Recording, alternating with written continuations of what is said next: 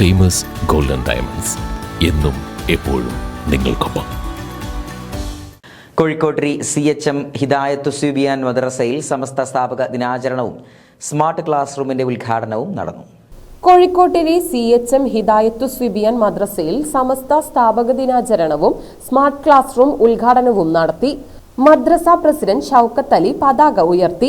മഹല്ല് ഖത്തീബ് നസ്രത്ത് അമീൻ ഹുദവി പ്രാർത്ഥന നടത്തി.